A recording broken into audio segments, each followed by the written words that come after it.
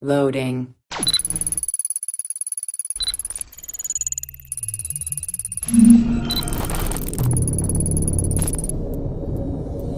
Welcome to Access the Animus. Hello everyone and welcome to a new video here on Access the Animus.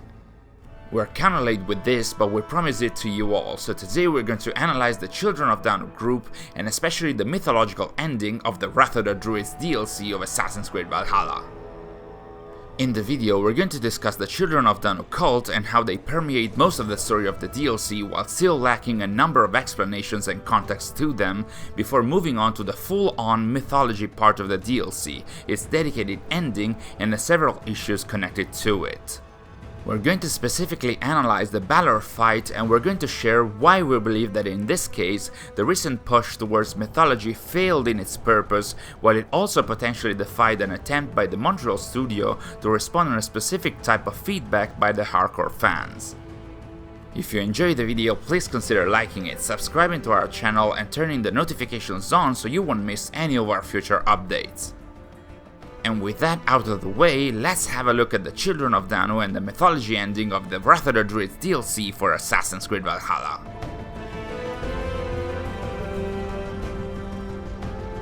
So starting with the Children of Danu, they are the overarching villains of the DLC, and because they are such a big part of it, they are also affected by the general narrative issues that the DLC seems to have, like a lack of narrative setups and justifications, leaving a lot to the fans' interpretations, as we mentioned in our analysis of the DLC's main ending.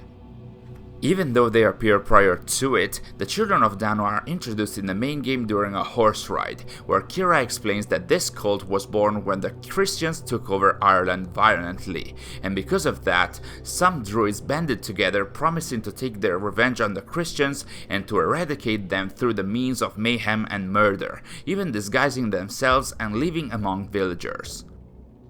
According to the database, the Children of Danu were also formed out of the desperation to keep Druidry alive as the Christians took over, with the name Danu obviously coming from the Celtic Earth Mother goddess Danu, as we mentioned in our previous videos.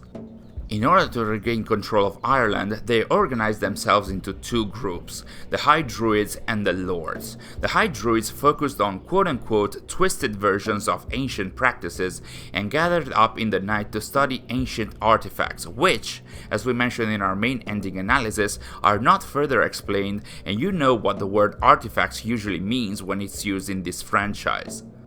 Their hope was to dabble with these unspecified artifacts in the hopes of discovering some kind of advantage over the Christians and subduing them, and it's possibly somewhere in there that Kira's past came into play. As we mentioned in our main ending analysis video, she did collaborate with the Children of Danu in some capacity, and that's possibly where they tried to use her in order to gain control of the Leah Falls First Civilization Stone, but eventually that never ended up in the Danu's hands. The Lords instead hid themselves among the normal people of the various Irish towns in order to acquire resources through trade, and to try and influence the other disenfranchised Druids, the ones that Kira called true Druids or good Druids. Both the High Druids and the Lords answer to the cult leader, the Abbot Owen, who established the Danu, according to his database entry, out of his appreciation of Druids' rituals and his resentment for his life in church, of course with the objective of destroying Christianity and somehow saving the Druids' practices and beliefs.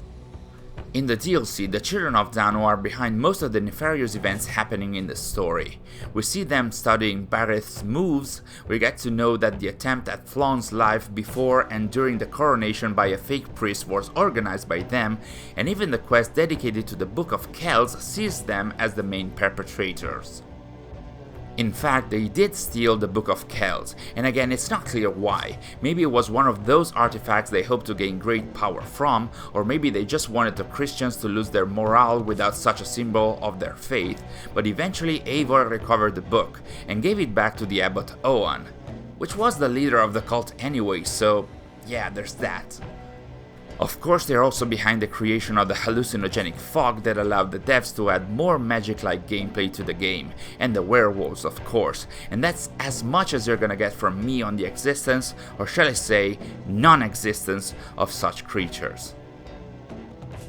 anyway named Mist of Madness and apparently created by the Child of Danu Kumas Kach. The fog is apparently made up of white-edged mushrooms, hazel barks, and the shavings of the quote-unquote sacred amber, along with the bare heart and the blood of a scholar. Now, the sacred amber is the product of the sacred tree that supposedly the Danu possess and possibly worship, as we'll see later, but it's never shown in the DLC, so we can't really get a clear idea about that either.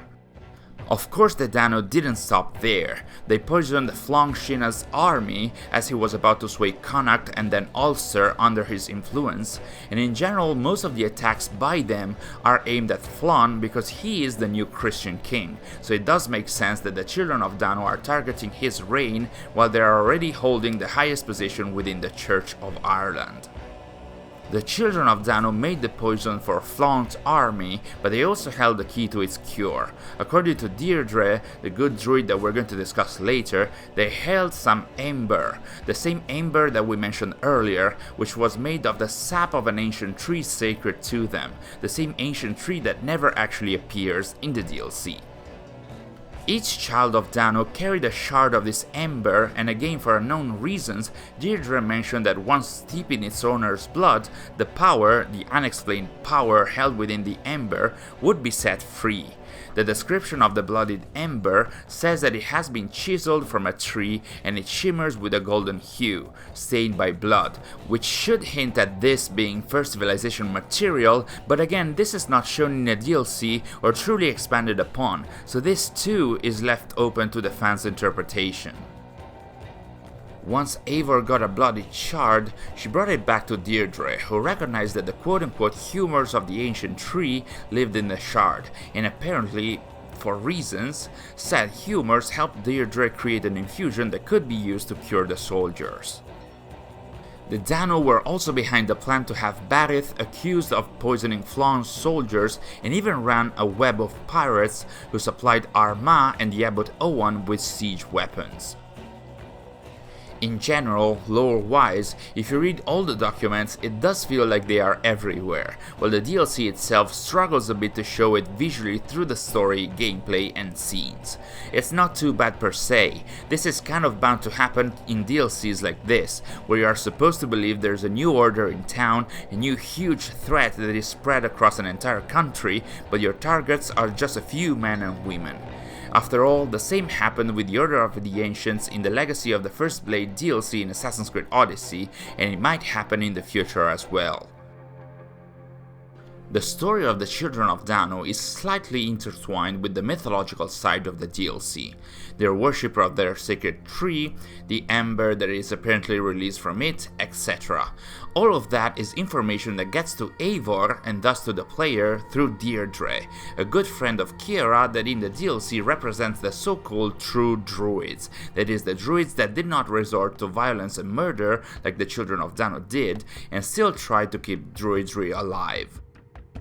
Deirdre is like a Deus ex Machina in the DLC, in that she somehow and inexplicably knows information that all the other characters do not, and introduces some new plot elements that originally seem unrelated to the characters, but eventually are somehow connected to them.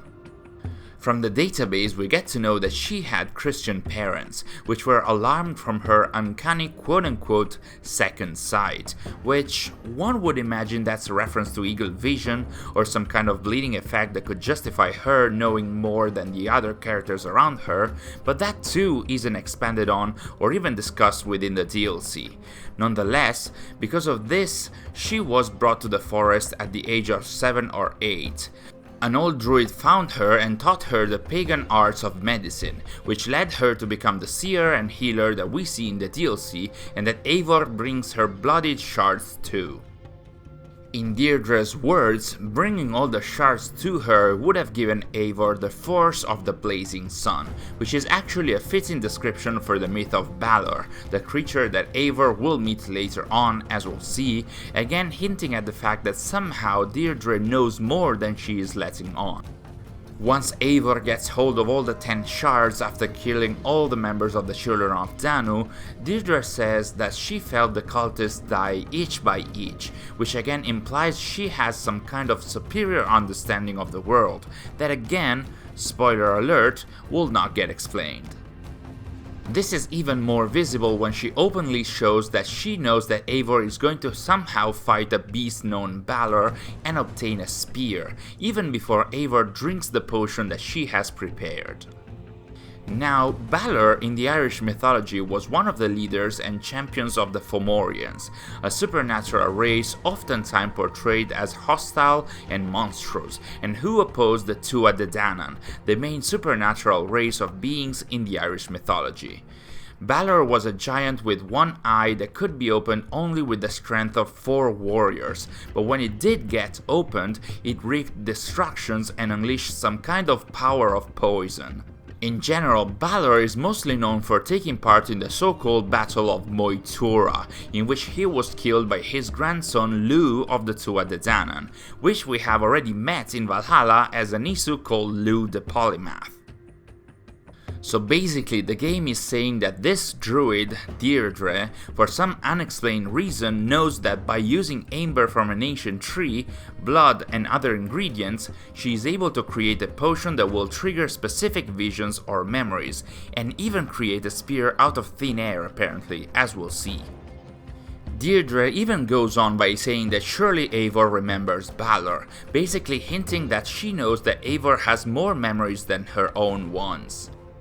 Moreover, it seems like she also knows that Eivor has Odin's memories specifically, as she mentions that many heroes fell to Balor, but not Woden, and Woden, or better Woden, is one of the various alternative names for Odin. So this kind of proves that Deirdre has somehow created a potion specifically created to trigger a memory of an encounter between Odin and the Isu equivalent of Balor. How did she do it? Unclear. How did she know that Eivor was Odin's reincarnation? That's also not explained, at least as far as I know. So yeah, while the main ending lacked a lot of explanations and very much felt like it was a bare justification in order to have a magic-based fight, in the mythology ending we're lacking a lot of explanations, which makes it feel like a bare justification in order to have a magic-based fight. But this time it has a mythology so as it happens in the main game, Eivor drinks the potion to access Odin's memories, and Deirdre actually supports that by saying that drinking will help her remember Balor, and that winning the fight will earn her the spear. Eventually Eivor enters a mythology world, which is only made up of rocks and fire, and finally sees Balor, here represented as a huge monster that kind of matches the general descriptions from the Irish mythology, and hold tight, as there are a lot of issues surrounding this fight. Balor says he's waited for Odin for many centuries. That's a lot of waiting, and we know that he's talking to Odin because he addresses Eivor as Fjolnir, and Fjolnir is frequently mentioned as a name of Odin in the Norse mythology. So kudos for that to the dev team, but at the same time we already have a big issue here, as the much promoted Let the Animus Choose option does not turn Eivor into Odin or Havi as it did in the Asgard and Jotunheim arcs, which, well, that was an easy and very visible mistake to avoid and edit, but alas. Also, this battle doesn't provide any kind of context as to when and why this is happening, which is something that occurs one too many times in the DLC in general, but at the same time, it also doesn't provide any motivation for the characters, and especially no anchor points from the already established First Civilization narrative that could help contextualize when and why this is happening. The best we can get is that Odin has come for Balor's power and then they fight. The in-fight dialogues do try and provide some more information, but even that feels mostly flawed. We actually start pretty well with Balor calling Odin twice blind to believe that he can defeat him, and saying "which eye do you lack?", a reference to him being already blind from an eye, which might place this fight after the events shown in the main game, although that's a very wild guess. After that though, Balor drops a name that is out of place within this context. He says that Cuchulainn fell before him and that Odin or Eivor will be next, But while this apparently was just a line to taunt the player that was slightly supported in a document in-game, it's actually an inconsistency with the Irish mythology, as, if I'm not mistaken, Balor never actually faced the hero Cuchulainn and thus never actually interacted with his spear called Gae Bolg, which Eivor will eventually obtain, and instead Balor was killed by his own grandson Lu of the Tuatha De Danann, as we mentioned earlier. Now, Associate Narrative Director Hugo Sahuke did comment by saying that in this scene, the team quote-unquote embraced the route where Lu and Cuchulainn are the same person, and that by having Odin face Balor, the team was also going for the notion that myths may have intertwined and inspired each other, which in itself wouldn't be too bad, as the idea of the first civilization inspiring different myths across the world has always been part of the franchise, but it very much clashes with the Irish mythology and the east to establish narrative at the same time. In fact, mythology-wise, Lu and Cuchulainn are two different characters, as Cuchulainn is actually Lu's son. Both of the characters wielded two very famous but also very different spears, so one might think that the in-game connection between the two would be the spear, but as mentioned by Andy Reloads in one of his latest videos, a weapon called Lu's Champion Spear, along with the Lu's equipment set, might end up in Valhalla in the future, so technically, according to the game itself, Lu and Cuchulainn should be two different characters within the Assassin's Creed lore, and not one, and that's just for the mythology side of things. As for what concerns the first civilization, the issue lies in the fact that the character of Lu had already been established in Valhalla's main game, as an issue called Lu the Polymath, and the DLC does not draw any comparison or hint at the fact that he might have also been behind the mythological figure of Cuchulainn. So what we see here is kind of a negative take on the mythology aspect of the franchise. In general, a lot of hardcore fans have been complaining since the release of Assassin's Creed Origins and Odyssey about how the recent pursuit of having myth and legends in the games trampled the first civilization's story and lore, with a much bigger attention towards the mythological aspects and the first civilization aspect being cast aside or used as a justification to have more magic and more legends in the games. Valhalla's main game, as we said in our analysis, was a good compromise between the two aspects, because it featured a lot of mythological events from the Norse mythology, but it tied them to the first civilization established lore, while what we're seeing here in the Wrath of the Druids DLC is a full-on mythology aspect that doesn't even seem to match the mythology it supposedly based itself on. That's not to say that the DLC is getting all its mythology wrong. There's a lot of examples where the Irish mythology is referenced properly, but in this case, which should act as the mythology ending of the DLC, it does show a character, Balor, that has 3 eyes instead of the single one described in the Irish mythology, who mentions a character that he never really met in said mythology, and all for the sake of allowing the player to obtain a mythical spear that Balor supposedly never saw or interacted with again in the Irish mythology, and that is also not meant to represent the actual spear that killed him, as Lu's spear will actually end up in the game at a later point. It's like casting aside the first civ aspect, fully catering to the mythology one, and not even respecting that. I know it's just a DLC, but it feels like a failure in this case. Eventually, Eivor, Odin, I don't know at this point, they prevailed, and somehow, after just drinking a potion, the Gae Bolg Spear, the one wielded by the hero Cuchulainn that never met Balor in the Irish mythology, that spear materializes in the real world for Eivor to wield. Now, it may seem I'm making too big of a fuss about this, and I probably am, but there is a little story behind this too. Back in the day, when the Curse of the Pharaohs DLC for Assassin's Creed Origins released, hardcore fans complained that Bayek could gain objects and items from the Afterlife maps, which were revealed to be illusions and not real locations, and could bring them and then use them in the real world. And the same also happened with Odyssey, where Cassandra could go to the Elysium, Tartaros and Atlantis simulations, again not real worlds, and could bring back weapons, equipment, etc. Now, not a lot of people might have noticed, but the Asgard and Jotunheim arcs in Valhalla don't seem to give any tangible reward in the real world, and I think the reason for that is the Montreal devs actually listening to some of the criticism happening over the years. But of course that changed again in the Wrath of the Druids DLC, allowing Eivor to get a spear out of a potion.